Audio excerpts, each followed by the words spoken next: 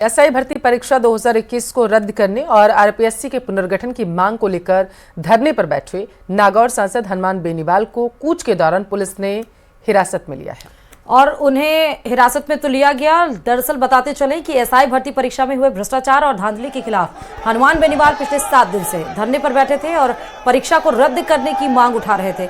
समर्थकों ने शहीद स्मारक पर जमकर प्रदर्शन किया और इसके बाद सांसद समेत कई बताया जा रहा है कि प्रदर्शनकारियों की पुलिस हिरासत में भी ले चुकी है। तो ये बड़ी खबर है आपके टेलीविजन स्क्रीन पर। हनुमान बेनीवाल धरने पर बैठे हुए थे और उनके साथ उनके समर्थकों को भी हिरासत में लिया गया। हिरासत में लेकर पुलिस जो है वो माहौल को शांत कराने की कोशिश वहां पर कर रही है। समझाइश का दौर प्रशासन की तरफ से लगातार जारी है। एसआई भर्ती दरअसल परीक्षा को लेकर के लगातार प्रदर्शन जो है वो देखने को मिल रहा है और इससे मुखर होकर के हनुमान बेनीवाल का चेहरा निकल कर सामने आया है और उनकी गिरफ्तारी हुई है। एसआई भर्ती रद्द करने की दरअसल उनके समर्थकों के जरिए उनके जरिए मांग की जा रही थी। तो हनुमान बेनीवाल की गिरफ्तारी हो चुकी है। एसआई भर्ती रद्द करने की मांग यहां पर हनुमान बेनीवाल और उनके समर्थकों के द्वारा सड़क पर उतरकर प्रदर्शन के रूप में की गई। भारी तादाद में उनके समर्थक का सड़क पर जमे रहे और उसके बाद पुलिस से भी नोक झोंक की तस्वीरें निकलकर सामने आई। उसके बाद उनके समर्थकों को और हनुमान बेनीवाल को गिरफ्तार किया गया ताकि वहां पर जो प्रदर्शन के रूप में बवाल एसआई भर्ती रद्द करने की मांग को लेकर हो रहा था वो शांत हो जाए। और उसके बाद से आप ये देखिए नागौर सांसद हनुमान बेनीवाल का धरना प्रदर्शन भी इसको लेकर हुआ।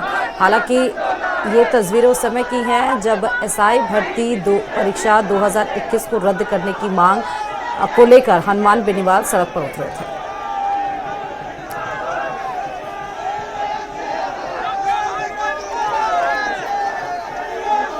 ये एक टेलर है कि हम रास्ता जान चुका आ सकते हैं, पिक्चर बाद में दिखा देंगे सरकार को। बड़ा प्रदर्शन कर दिया, देखिए लोग किस तादाद के अंदर आ रहे हैं, चारों तरफ फैले हुए हैं, आगे भी फैले हुए हैं 5-50 की संख्या में हर जगह। लेकिन हम ये नहीं चाहते कि कानून हम हाथ में लें और इस आंदोलन को दूसरे रूप में आंदोलन चला जाए। हम चाहते हैं एसआई भर्ती रद्द हो, आरपीएससी भंग हो और तमाम मुद्दे जिस तरह एसओजी के अंदर फर्जी लोग बैठे उनको निकाला जाए, 100 की नफरी पूरी की जाए और कुछ जांचें सीबीआई से कराई जाए। ये हमारी प्रमुख मांग है। और व्हाइट हाउस का जो मामला विश्नोई का था उसके यहाँ भी बुलडोजर चले और उससे भी बर्खास्त उसको किया जाए। और एसआई भर्ती रद्द करने और आरपीएससी के पुनर्गठन की मांग को लेकर धरने पर बैठे नागौर सांसद हनुमान बेनीवाल ने मंत्री के बिश्नोई पर गंभीर आरोप भी लगाए हैं। के बिश्नोई ने जिस पर पलटवार करने में देरी भी नहीं की है, सुनिए आप। हनुमान जी को अच्छी तरीके से सुन लेना चाहिए कि ओछी राजनीति चमकाने के चक्कर में जो जगह जगह मेरा गलत नाम का इस्तेमाल कर रहे हैं, ये जो व्हाइट हाउस का जो कल इन्होंने जिक्र किया, ये बहुत कड़ी मेहनत की 27 वर्षों में विदेश की धरती पर घूम करके भारत सरकार के द्वारा एक इनाम तय दिया जाता है। व्हाइट की कमाई का ये पैसा कमा करके वो बनाया हुआ व्हाइट हाउस है, उसके ऊपर इनको कोई भी टिप्पणी करने का अधिकार भी नहीं है। इनको सार्वजनिक रूप से व्हाइट हाउस के लिए माफी मांगनी चाहिए, लेकिन ऐसा ये नहीं करते हैं। तो उसके लिए भी सलाह करके, हमारे सीनियर से सलाह करके और इसके ये क्या क्या इनको परिस्थितियां देखनी पड़ेगी, उसके लिए भी हम लोग कुछ विचार करेंगे। मजबूत से मजबूत कानूनी कार्रवाई की तरफ भी अगर कदम बढ़ाना पड़ेगा तो बढ़ाने करेंगे।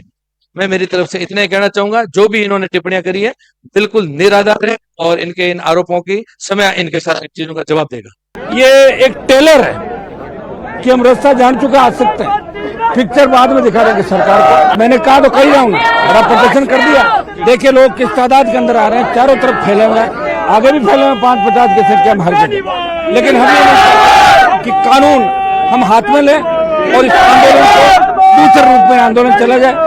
हम चाहते हैं एसआई भर्ती रद्द हो, आरपीएससी भंग हो और तमाम मुद्दे जिस तरह एसओजी के अंदर फर्जी लोग बैठे उनको निकाला जाए, 100 की नफरी पूरी की जाए और कुछ जांचें सीबीआई से कराई जाए। ये हमारी प्रमुख मांग है। और व्हाइट हाउस का जो मामला विश्नोई का था उसके यहाँ भी बुलडोजर चले और उससे भी बर्खास्त उसको किया जाए। जयपुर के चांदपोल बाजार में शराब की दुकान को लेकर महिलाओं का विरोध प्रदर्शन देखने को मिला है। दरअसल महिलाएं गोविंद राव जी के रास्ता में शराब की दुकानें खुलने का विरोध कर रही थी। महिलाओं का आरोप है कि असामाजिक तत्वों का जमावड़ा वहां पर लगता है और इसकी वजह से स्थानीय लोगों का जीना वहां पर मुश्किल हो चुका है। समझाएंगे आपको विस्तार से इस रिपोर्ट में।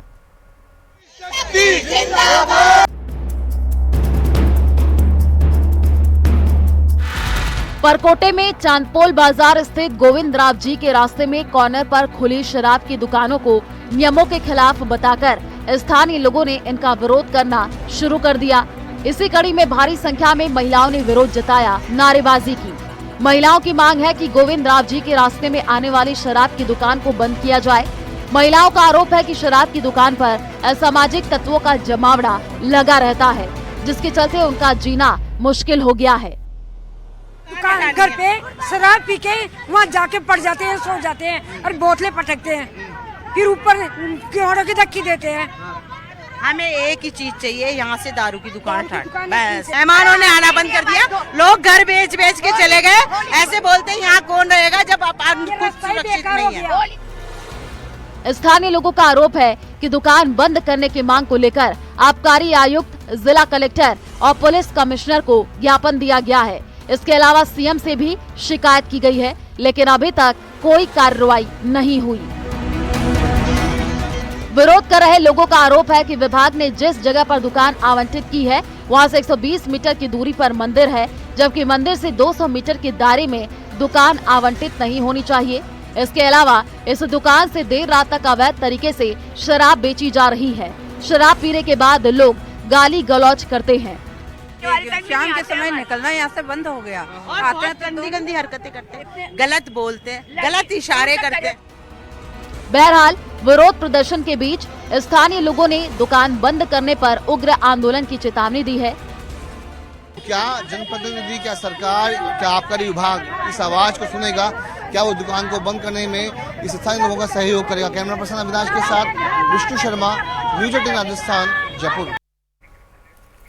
और अजमेर से इस बीच बड़ी खबर ये आ रही है कि पहलगाम आतंकी घटना के बाद आंतरिक सुरक्षा को लेकर अभियान चलाया जा रहा है। अजमेर पुलिस की ओर से 2000 से अधिक संदिग्ध लोगों के दस्तावेज खंगाले गए हैं।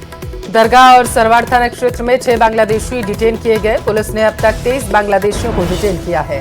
बांग्लादेशी घुसपैठियों को डिटेंशन सेंटर भिजवाया जाएगा। तो इस वक्त की ये बड़ी खबर आपकी टेलीविजन स्क्रीन पर। जो बांग्लादेशी नागरिक अवैध तरीके से रह रहे हैं उन्हें डिटेंशन सेंटर में भिजवाया जाएगा। 6 बांग्लादेशी डिटेन किए गए हैं। 23 बांग्लादेशियों को पुलिस ने अब तक डिटेन कर लिया है। और अजमेर में ये बड़ी खबर निकलकर सामने आई है। दरअसल लगातार सुरक्षा के तहत कार्रवाई की जा रही है। 2000 से ज्यादा संदिग्ध लोगों के जब दस्तावेज खंगाले गए तो कुछ अवैध पाए गए और उसी के बिहाफ पर एक कार्रवाई की गई है। 2000 से ज्यादा संदिग्ध लोगों के दस्तावेज खंगाले गए हैं। 6 लोगों को डिटेन किया गया था और अब तक अगर कार्रवाई पर गौर करें तो 23 लोगों को पुलिस डिटेन कर चुकी है। इन सभी को डिटेंशन सेंटर भिजवाया जाएगा।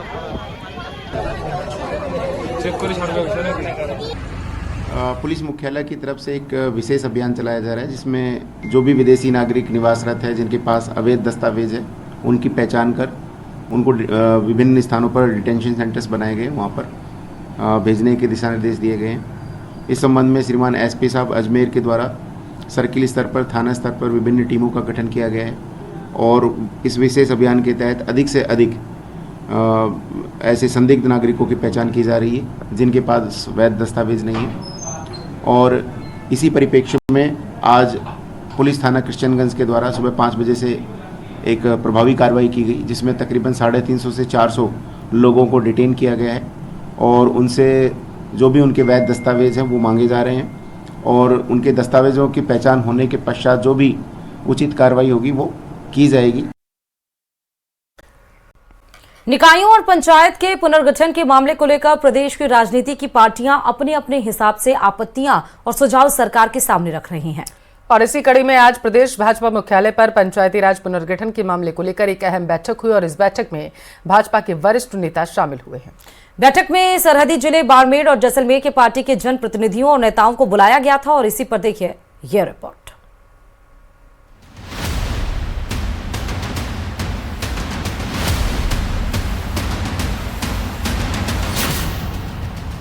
प्रदेश में निकायों और पंचायत के पुनर्गठन का मामला। प्रदेश बीजेपी मुख्यालय पर बीजेपी ने की अहम बैठक।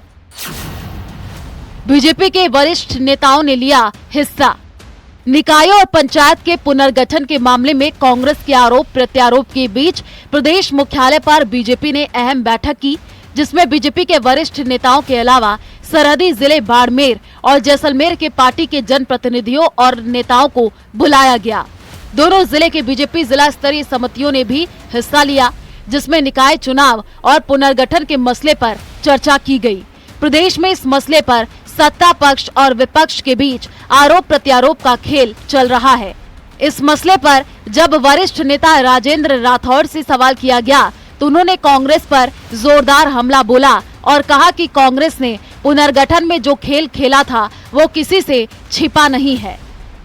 जब भी पुनर्गठन होता है तो निश्चित तौर पर कुछ मापदंड बनते हैं। इस बार भी मापदंड बने हैं। कांग्रेस ने तो पुनर्गठन के अंदर जिस प्रकार का खेल खेला वो किसी से छुपा हुआ नहीं।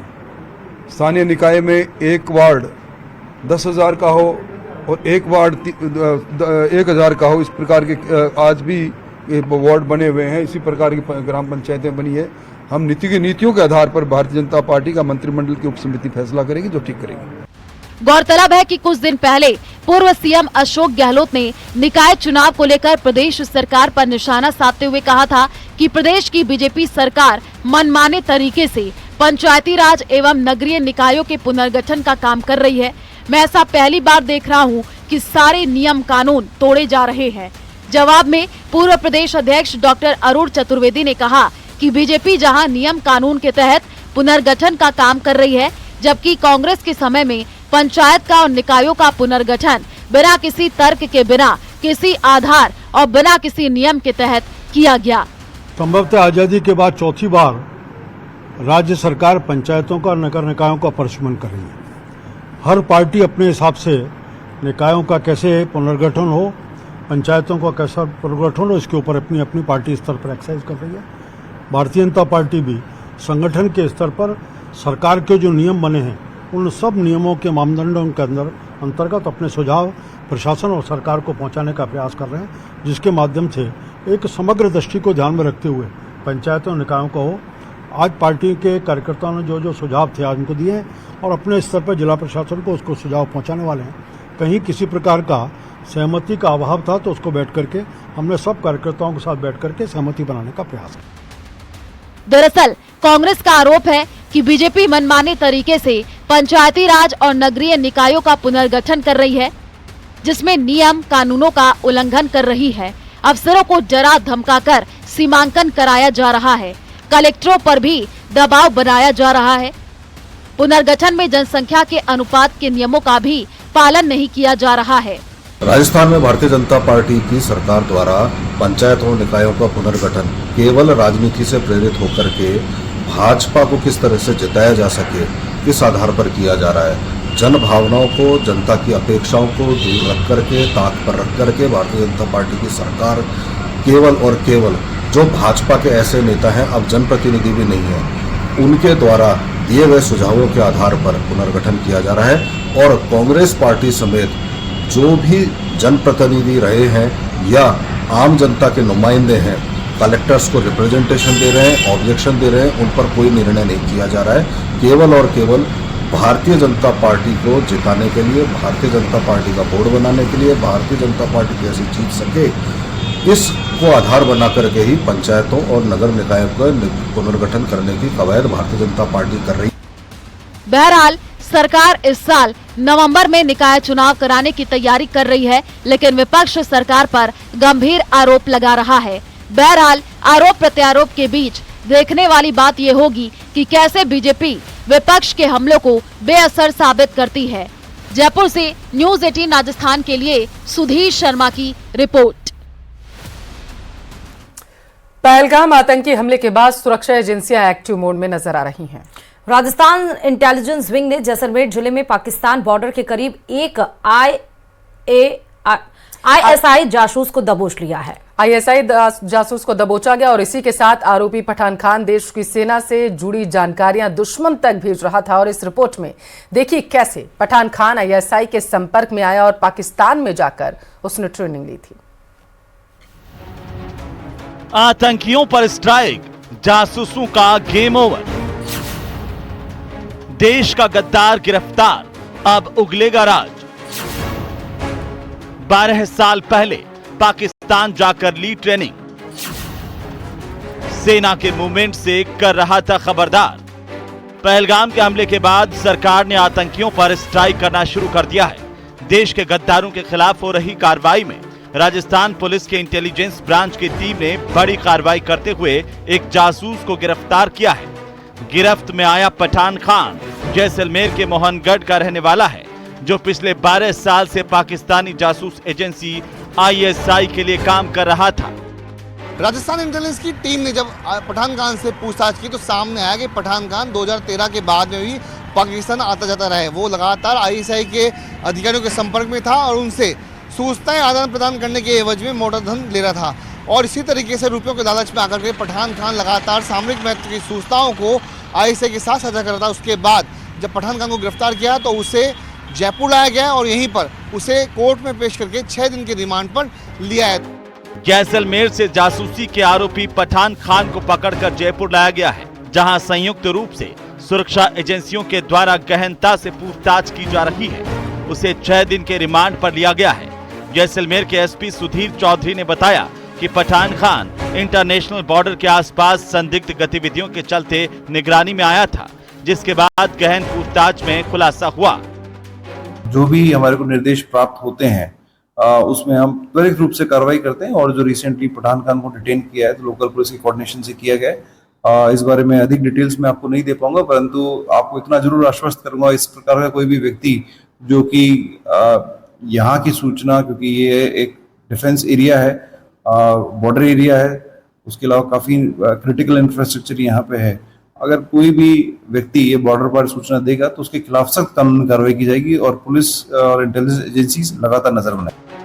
अब आपको ग्राफिक्स के जरिए देश के गद्दार पठान खान की कुंडली बताते हैं। पठान खान साल 2010 में अपने रिश्तेदार से मिलने विजिट वीजा पर पाकिस्तान गया था, जहां उसकी मुलाकात ISI के हैंडलर से हुई।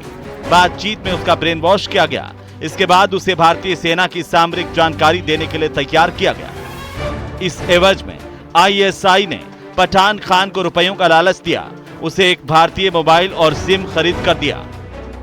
पठान खान 2010 के बाद 2013 और 2018 में विजिट वीजा पर पाकिस्तान गया था। हर बार रिश्तेदारों से मिलने के बहाने गया। पठान खान जब पाकिस्तान विजिट करता था तब उसे ट्रेनिंग देकर अगले अंजाम के लिए तैयार किया जाता था। साथ ही उसे मोटी रकम भी दी जाती थी। ट्रेनिंग में पठान खान को बहुत कुछ सिखाया, जैसे मोबाइल से फोटो वीडियो बनाना, सोशल मीडिया से ISI एजेंट्स को भेजना, कौन सी सूचनाएं एजेंट्स से शेयर करनी है, फोन से सबूत कैसे मिटाने हैं। आखिर कैसे जुटाई इसने जानकारी। सीमावर्ती इलाकों में करता था सफर, लोकल बसों में बैठकर ट्रेवल करता था। सफर के दौरान बनाए वीडियो, इनपुट के लिए फोन से लाइव रिकॉर्डिंग, फोन कान पर लगाकर बात करने का बहाना, बात करते हुए फोन से की रिकॉर्डिंग। भारत पाकिस्तान की सेनाओं में तल्खी बढ़ने के बाद राजस्थान इंटेलिजेंस विंग और एक्टिव हो गई है। ऐसे में राजस्थान में भारत और पाकिस्तान से जुड़ती इंटरनेशनल बॉर्डर पर निगरानी और ज्यादा बढ़ा दी गई है, ताकि जासूसों को ढूंढकर सलाखों के पीछे पहुंचाया जाए। पाकिस्तान की जासूसी एजेंसी ISI के लिए मुखबिरी करने वाले, जासूसी करने वाले जासूस पठान खान को राजस्थान इंटेलिजेंस की टीम ने गिरफ्तार किया है। पठान खान जैसलमेर का रहने वाला है और पिछले दिनों राजस्थान इंटेलिजेंस की विंग को सूचनाएं मिलती, इनपुट मिला था कि उसकी गतिविधियां जो है संदिग्ध है और आखिरकार जब राजस्थान इंटेलिजेंस की विंग ने पठान खान को हिरासत में लिया, उससे गहनता से पूछताछ की तो सामने आया कि 2013 में पठान खान राजस्थान से पाकिस्तान गया था और वहीं पर ISI के अधिकारियों के संपर्क में आया। उसके बाद में वो पाकिस्तान के लिए जासूसी का काम करने लगा। राजधानी के एसएमएस स्टेडियम की अगले कुछ सालों में पूरी तरीके से सूरत बदलने वाली है। स्टेडियम को अगले 4 साल में नया रूप देने की तैयारी प्रदेश के खेल और युवा मामलों के विभाग ने कर ली है। विभाग के मंत्री कर्नल राज्यवर्धन सिंह राठौड़ ने यह दावा किया कि अगले 4 साल में स्टेडियम को रिफर्बिश कर दिया जाएगा। उन्होंने कहा कि हमारी योजना है कि हम स्टेडियम की फिलहाल 18,000 की दर्शक कैपेसिटी जो है उसे बढ़ाकर कम से कम 4 साल में 40 से 50,000 किया जाएगा। वहीं मंत्री ने यह भी कहा है कि अगले IPL यानी कि 1 साल में पिच और ग्राउंड को रिले किया जाएगा और लाइटिंग की व्यवस्था में भी सुधार किया जाएगा। अभी इस बार हमने जो पवेलियन है उसको तकरीबन 12.5 करोड़ की लागत से उसको सुधार करा है। 1000 लोगों के ऊपर बैठने की एक कैपेसिटी बनी है, जो शानदार एक पवेलियन बन गया है। हमारा इरादा ये है कि इसकी जो नॉर्मल कैपेसिटी है एसएमएस स्टेडियम की वो तकरीबन 18,000 है और इन सब टेम्परेरी सीटिंग से तकरीबन 25,000 तक जाता है। तो हर साल हम इसके अंदर इम्प्रूवमेंट करेंगे ताकि गेम भी ना रुके और जो दर्शक हैं उनके लिए एक सुविधा भी तैयार हो जाए।